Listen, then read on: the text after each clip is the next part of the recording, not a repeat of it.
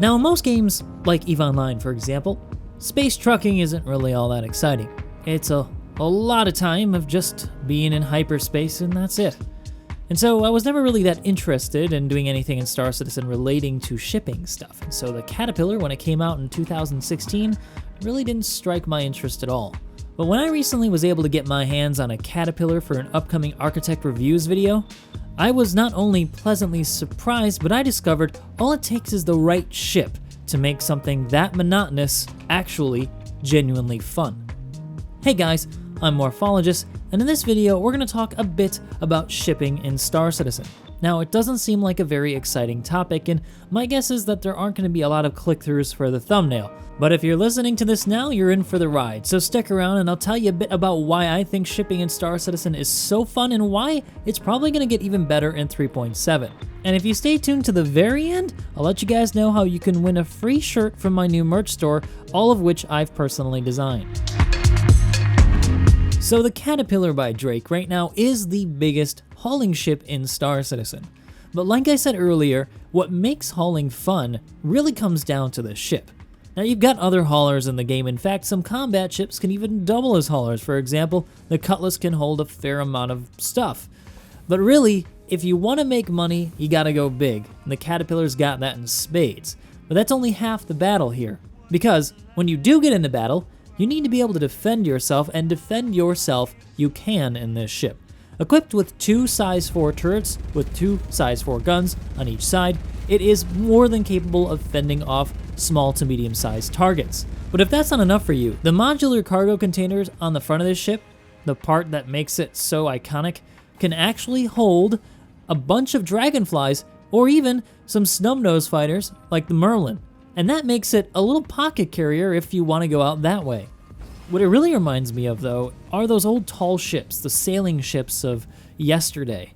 Ones that had guns to defend themselves against pirates, but still could haul some decent cargo. And that's what this is. It's like a ship that you could turn into something to do pirating, or defend yourself against pirates, or just do shipping. Something that you may not have considered if you've never done shipping in Star Citizen before is that once you do it, you've got all your money on the line in that ship. And so having a crew, even without, say, the engineering mechanics being in the game yet, still makes sense. You need somebody to defend the ship in case someone tries to board.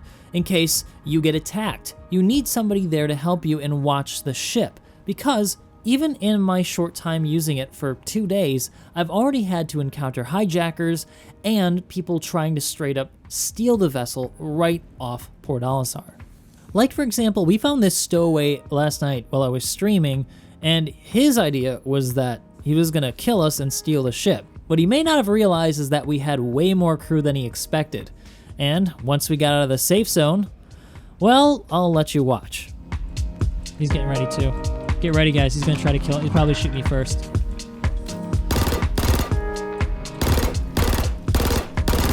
I got him. Thanks for the gun, brah! In case you're wondering, yeah, he dropped that railgun, which is a pretty expensive gun to lose, and, well, my gain, his loss. Nice try, buddy. Better luck next time. Now here's the thing. Putting all your money in the line is easy to say, but when you actually do it, the feeling is very different. You realize that you really are very close to having to start over from zero. And therefore, everything becomes much more heightened. The experience becomes more visceral, and you have a genuine interest in succeeding. You are involved and immersed in the experience, and you want to win. And so when you do encounter people like that, it really is sometimes white knuckle.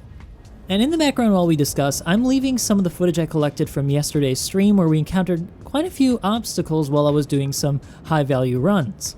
I think that some of the most thrilling experiences I've ever had playing video games have been ones where I had something to lose. Whether it be Tarkov, or Star Citizen, or EVE Online, going out is a thrill when you know that if you die, you're gonna have to go and grind back up all that time that you spent getting the vessel in the first place. And that's exactly the sort of experience that shipping right now offers in 3.6.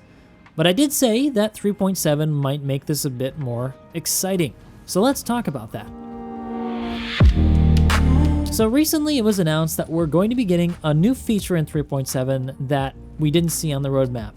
It comes in the form of a ship called the Mantis. Its purpose is to give players the capability of pulling people out of quantum travel with a bit of luck and a bit of skill. It's not going to be automatic like, say, EVE Online, where if you've got a bubble up and they go through that bubble, they get stopped. It's more of a timing thing and knowing that people might be coming your way, and if you're able to hit it at the right time, you'll get that person out of quantum travel. At least that's the way it looks for now. It's not yet released. 3.7 is just around the corner. So if you've ever been pulled out of quantum travel before in Star Citizen, it's basically that, like what the police or the pirates currently can do, but in the hands of real players. And what this is going to result in is you having to defend yourself a lot more while you're doing a lot more shipping. Now, before you go and write in the comments section that you're not looking forward to this feature because you think it's going to be used to troll too much, I don't know if I agree, because we really don't know what it's going to look like in its final balanced form. Initially, it might be one of two things in my mind. Either it's not going to work at all, or it's going to work too well, and, well, they're going to have to find a middle ground where it takes some skill and proper placement in order to get it to work. If history's any good lesson, things, when they're first integrated, generally aren't very balanced. The way I see it being balanced, and this may be more my opinion because we don't know how it's going to work in the final version, is that it should take some skill to be able to pull people out of quantum travel. And inversely, people who get caught should have a way to get around it if they're a bit smarter. For example, in EVE Online, a bubble ship, or the quantum interdiction ship, is something that can catch people if they're taking the fastest route or a specific route. Like, you set up your bubble ship where you think people are going to come, and most likely that's going to be the simplest, fastest route for somebody who has maybe gone AFK or isn't really paying attention. But a smarter player will actually always choose an off-axis route. So instead of jumping from one point to another directly, they'll jump to, say, a moon, and then they'll jump to their destination so that they're not taking a straight line. If they can somehow make it so that that's a way around it in anticipation of being caught, I think this could balance it nicely. That makes it a little bit more strategic about where you're placing those ships to interdict people. Now, in addition to the fact that you're going to be able to be interdicted, you're also going to have to deal with the ship itself because it is going to stop you from jumping out. I didn't mention this earlier, but that's exactly what currently happens with, say, the police or pirates. Once you get caught in that interdiction bubble, you can't actually warp, so you'll have to kill it. Now, luckily, the Mantis is a pretty weak ship, but what they also said in the notes is that there's other ships that might have this too. They haven't said how or what you're going to have to buy to do it, but it might be the case that the Mantis is not the only ship that can stop people in quantum travel. As it is now, I wouldn't worry too much if you're thinking that you're going to get trolled a lot, because no matter where you go, you're always going to possibly run into a player like here. Somebody was camping this particular outpost and waiting for us to come pick up a load. Luckily, we were able to kill him. He was only one sniper, but, I mean, if you're only one person versus one, you've still got a pretty good chance to just run back to your ship and get out of there. One other possible thing to consider in all this, though, is that the quantum travel enforcement ship might actually be illegal to use, because, like in the real world, if you entrap somebody, if you try to stop them from going somewhere and don't let them leave, that's illegal. And I wouldn't be surprised if you get caught doing this in Star Citizen that you get a crime stat. And since pretty heavy restrictions are going to be placed on players in 3.7 from landing at high-sec stations, pretty much all of them except for Grim Hex and Levski, it's going to hurt a lot more to be a criminal. So there's going to be more incentive not to do something like that unless you absolutely need to. But the gist of it is, the whole experience of shipping is going to be far more engaging. It's already engaging now, but with these additional features in Star Citizen, I can see it being something that you can continually get in Star Citizen and have fun with. You can do it with a small fighting ship that's got a cargo hold, or something even as big as a Caterpillar. There are smaller to medium-sized shipping vehicles that you can get for a more reasonable price, either in-game or through real money by supporting it through the Pledge store. For example, the MISC Freelancer Max is an excellent competent hauling ship. In fact, all the Freelancer ships can do hauling very well. That's kind of their main purpose.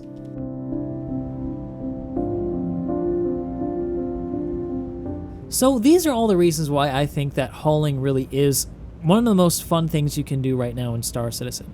If you've got the right ship, like for example the Cat, it can even be more engaging. You can get a bunch of people on board, a bunch of your friends, and go do some hauling for high value and defend yourself against the world. As Star Citizen gets more and more developed, as we get more players per server and more features to integrate into this system as a whole, it's going to become even more engaging as we proceed. This year has been an exciting year for Star Citizen. 3.7 is going to be a fantastic patch, and at the end of the year, we're getting a new planet, which is pretty amazing. But are you guys excited for 3.7, and what sort of experiences have you had in hauling ships that you'd like to share? Also, if you guys wanted to win that free t-shirt, all you guys have to do is make sure you're following me on Twitch and join me this Saturday at 9 a.m. Standard Pacific Time as we do another community stream in Star Citizen where we include you guys as part of the video. I've been Morphologus. I hope you enjoyed this video, and if you did, you know what to do. And I hope to see you guys next time.